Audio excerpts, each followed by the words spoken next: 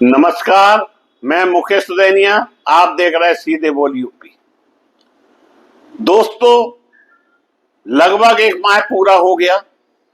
अयोध्या का मामला अभी भी सुलझ नहीं रहा है, लेकिन हमारे देश के गृह मंत्री जो कि बंगाल में जाकर बोलते हैं कि टीएमसी के गुंडों को उल्टा लटका देंगे और घुसपैठियों की खैर नहीं, लेकिन मंदिर पे नहीं बोल रहे हैं कि जो दोषी हैं उनको उल्टा लटका देंगे, जेल भेज देंगे। ना ही हमारे देश के प्रधानमंत्री नरेंद्र मोदी इस पर कुछ बोल रहे हैं, जबकि प्राण प्रतिष्ठा का कार्यक्रम उन्हीं के द्वारा अयोध्या में किया गया था। जो अयोध्या में चल रहा है उससे एक बात निश्चित हो गई कि भारतीय जनता पार्टी 35 साल पीछे चली और जिन राम की दम पर उन्होंने अपना इतना बड़ा साम्राज्य स्थापित किया था, कहीं इस बार उल्टा खेल फरुक्काबादी ना हो जाए, क्योंकि भगवान राम तो फिर से वनवास चले गए। उन्हें वैभव पसंद नहीं है। पहले भी उन्होंने राज सिंहासन छोड़ दिया था, अब फिर छोड़ दिया। मेरा जीवन खुली किताब, जांच पूरी होने पर दूंगा हर सवाल का जवाब, ये चंपत राय जी कह रहे हैं। अयोध्या राम मंदिर ट्रस्ट से पूर्व महासचिव चंपत राय ने इस्तीफा देने के बाद पहली बार अपनी चुप्पी तोड़ी है।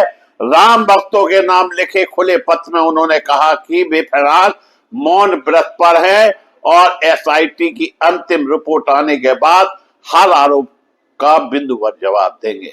क्या उसके बाद कोई बम फटेगा? लेकिन सवाल सिर्फ इतना ही नहीं कि चंपत राय ने क्या कहा, यह सवाल यह है कि आखिरकार ऐसा क्या हुआ कि राम मंदिर ट्रस्ट के सबसे प्रभावशाली चेहरे में से एक को पद छोड़ना पड़ा। एसआईटी क्या जांच कर रही है? ट्रस्ट में इससे बड़े बदलाव क्यों किए गए और अब आगे क्या होगा? आइए पूरे घटनाक्रम को समझते हैं, समझाते हैं।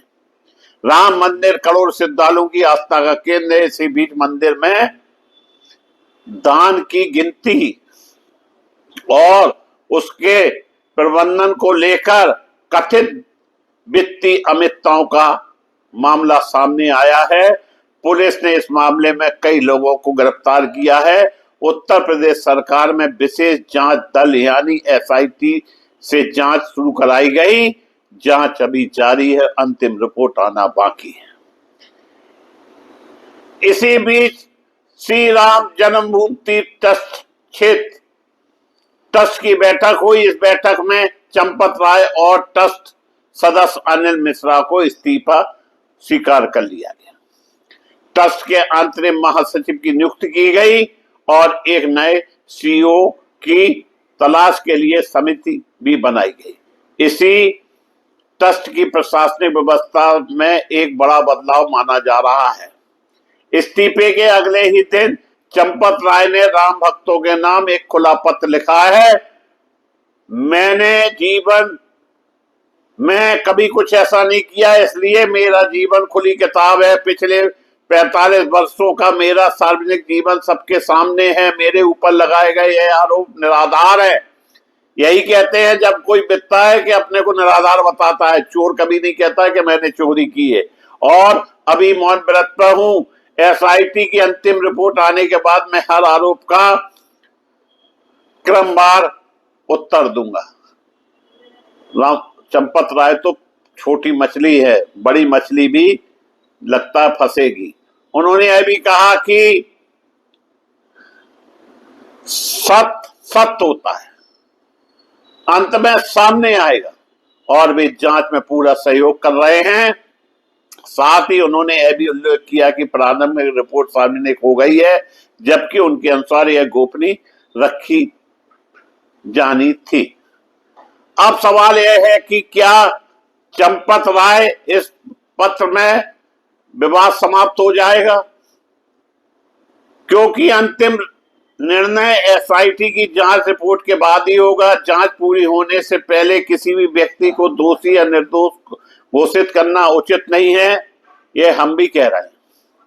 उत्तर विपक्ष लगातार पारदर्शिता और जवाबदेही की मांग कर रहा है। वहीं ट्रस्ट का कहना है कि व्यवस्था को मजबूत किया जाएगा तथा दान प्रबंधन प्रणाली में सुधार किए जाएंगे ताकि भविष्य में ऐसी घटनाओं की पुनरावृत्ति ना हो।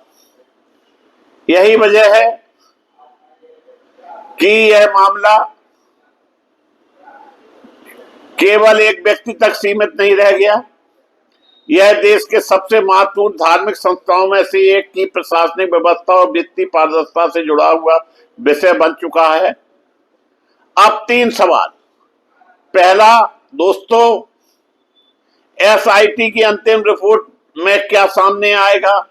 दूसरा, क्या किसी और पर कार्रवाई होगी? तीसरा, क्या ट्रस्ट भविष्य में दान व्यवस्था को पूरी तरह पारदर्शी बनाने के लिए नई प्रणाली लागू करेगा? इन सवाल के जवाब आने वाले दिनों में मिल सकते हैं। फिलहाल स्थिति यही है कि चंपत राय ने सार्वजनिक रूप से कहा कि उनका जीवन खुली किताब है और वे एसआईटी की अंतिम रिपोर्ट आने के बाद हर आरोप का जवाब देंगे। दूसरी ओर जांच जारी है और अंतिम निष्कर्ष अभी सामने नहीं आया है, इसलिए इस पूरे मामले पर कोई भी अंतिम राय बताना जल्दबाजी होगा। आप इस घटनाक्रम को किस नजरिए से देखते हैं? अपनी राय कमेंट्स बॉक्स में जरूर लिखिए। यदि आपको यह तथ्य आधारित विश्लेषण पसंद आया है तो वीडियो को लाइक करें, चैनल को सब्सक्राइब करें और बेल आइकन दबाना ना भूलें। इसी के साथ आप सभी को बहुत बहुत धन्यवाद।